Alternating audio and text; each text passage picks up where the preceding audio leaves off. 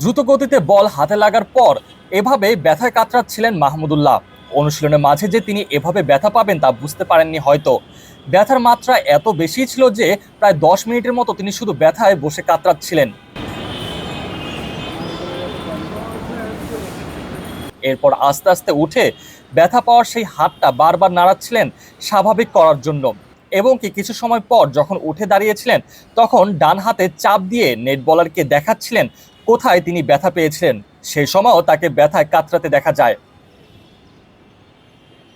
মূলত আজ সকালে নেটে ব্যাটিং অনুশীলন করার সময় নেট বলারের ছোড়া একটা বল মোকাবেলা করতে গিয়ে সরাসরি সেই বল লাগে মাহমুদুল্লাহ রিয়াদের ডান হাতে। বল হাতে লাগার সাথে সাথেই ডান হাতের গ্লাভস খুলে আরেক হাত দিয়ে বেশ লম্বা সময় ধরে ব্যথা পাওয়া সেই হাতটা ধরে রেখেছিলেন তিনি।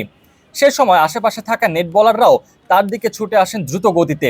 একটা পর্যায়ে রিয়াদ কুঁজো হয়ে থাকা অবস্থা থেকে উঠে দাঁড়িয়ে অন্য প্রান্তে হেঁটে চলে যান। তবে তখনও তার হাতের ব্যথা কোনোভাবে কমছিল না। এরপর হাতের ব্যথা সহ্য করতে না পেরে রিয়াদ বসে পড়েন। বসে থাকা অবস্থায় রিয়াদ তার হাত শুরুর দিক থেকে তেমন একটা নাড়াতে পারছিলেন না, তবে আস্তে আস্তে চেষ্টা করছিলেন হাত স্বাভাবিক অবস্থায় ফিরিয়ে আনার জন্য।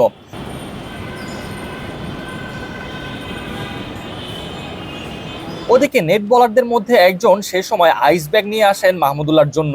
যদিও মাহমুদুল্লাহ আর উঠে দাঁড়ানোর পর সেই আইস ব্যাগ হাতে লাগানোর প্রয়োজন মনে করেননি। এরপর আবারও তিনি প্রস্তুত হওয়ার চেষ্টা করছিলেন ব্যাট হাতে অনুশীলন করার। সেই সময় মাহমুদুল্লাহ রিয়াদ বারবার তার হাত মুষ্টিবদ্ধ করে স্বাভাবিক পর্যায়ে ফিরে আনার চেষ্টা করছিলেন।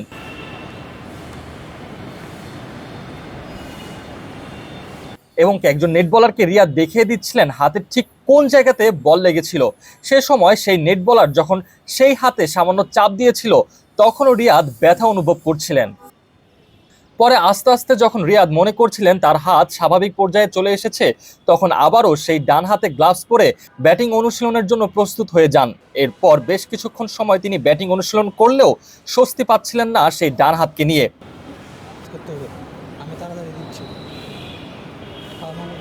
তাই তো কিছুক্ষণ পর অনুশীলন থামিয়ে একজন নেট বলারকে পাঠালেন ব্যথানাশক স্প্রে আনার জন্য।